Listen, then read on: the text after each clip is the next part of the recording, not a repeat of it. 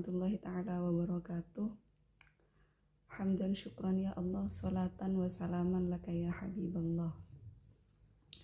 Yang kami hormati dosen pengampu mata kuliah Sejarah Sosial Intelektual Pendidikan Islam, Bapak Dr. Maimun, yang saya banggakan segenap teman-teman seperjuangan di Pasca Sarjana kelas Madin. Alhamdulillah pada kesempatan kali ini saya diberikan waktu untuk mempresentasikan hasil penyusunan artikel kami, yaitu dengan tema Lembaga Pendidikan Islam bagi Anak Buruh Migran Madura di Malaysia. Sebagaimana yang telah kita ketahui bahwa banyak sekali fenomena para imigran yang berasal dari Madura terkadang menikah sampai di negara Malaysia kemudian memiliki anak, yang mana anak buruh migran Madura ini perlu kiranya untuk mengenyam sebuah pendidikan Islam. Nah, di sini yang kami ketahui, pendidikan atau lembaga pendidikan Islam yang ada di Malaysia itu merupakan lembaga yang memang didirikan dengan mengadakan kerjasama antara pihak kedutaan dari Indonesia dengan negara Malaysia. Nah, Madura itu memang terkenal dengan tradisi keagamaan yang kuat, sehingga terkadang memiliki komunitas buruh migran yang juga besar di Malaysia. Di sini keterbatasan sekolah menjadi sebuah tantangan bagi para anak buruh migran, khususnya para TKI yang berasal dari daerah Madura.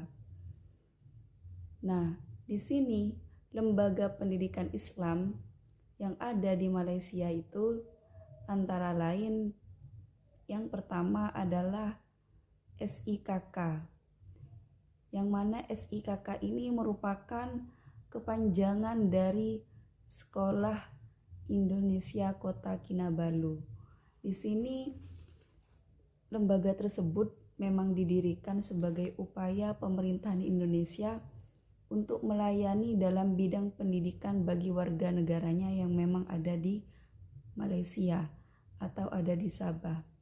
Nah, SIKK ini mulai ada sejak tanggal 1 Desember pada tahun 2008 dan memang dikeluarkan SK atau surat keputusan yang memang dikeluarkan oleh Menteri Pendidikan Nasional pada tahun 2008. Nah, ada istilahnya juga di lembaga pendidikan Islam di Malaysia itu bagi anak buruh migran dengan terkenal dengan istilah SIKL atau Sekolah Islam Kuala Lumpur, yang mana SIKL ini memiliki peran penting dalam mendukung pendidikan masyarakat Indonesia di Malaysia, khususnya dalam pengembangan SDA atau sumber daya manusia. Ini juga berlandaskan pada Pancasila dan undang-undang. Nah, SIKL ini berdiri sejak tanggal 10 Juli pada tahun 1966. Di sini merupakan lembaga yang berkomitmen menyediakan layanan pendidikan berkualitas bagi warga Indonesia di Malaysia. Dan juga lembaga ini merupakan lembaga yang sesuai dengan prinsip pendidikan nasional. Nah, karena sebagai lembaga pendidikan yang juga berada di bawah naungan Kedutaan Besar Republik Indonesia atau KBRI. Ini merupakan lembaga pendidikan Islam yang memang ada di negeri Malaysia. Yang ketiga juga ada lembaga pendidikan Sanggar Bimbingan. Nah, Sanggar Bimbingan ini merupakan pendidikan non-formal yang memang dibangun dengan tujuan membantu anak-anak migran Indonesia yang tidak bersekolah karena masalah dokumen. Kami belum menjelaskan tadi tentang legalitas anak buruh migran yang ingin mengenyam pendidikan di Malaysia. itu harus memiliki dokumen. Ketika tidak memiliki dokumen, maka akan kesulitan ketika akan berproses untuk melaksanakan aturan yang sesuai dengan aturan pendidikan di Malaysia. Sehingga muncullah lembaga yang dinamakan Sanggar Bimbingan. Ini merupakan pendidikan, lembaga pendidikan tapi non formal. Karena kenapa kok ada didirikan ini? Tujuannya apa? Tujuan dari Sanggar Bimbingan itu untuk memberikan sarana kepada anak buruh, khususnya bagi anak-anak yang tidak memiliki dokumen resmi. Jadi mereka yang tidak mampu mengenyam pendidikan sesuai dengan aturan yang berlaku karena masalah legalitas, kurangnya dokumen, maka bisa bersekolah di Sanggar Bimbingan. Sehingga anak-anak dari para tenaga buruh migran yang berasal dari Madura itu tetap dapat mengenyam pendidikan meskipun ada di negeri orang atau di negara asing.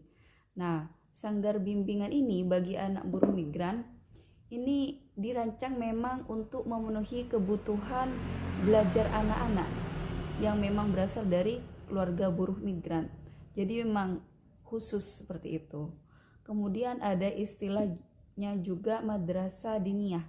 Ini biasanya fokus pada pengajaran agama Islam seperti Al-Quran, hadis, fikih, akhlak, dan sejarah Islam. Nah, ini memang didirikan atau memang diterapkan oleh komunitas buruh migran yang memang didukung oleh tokoh agama setempat.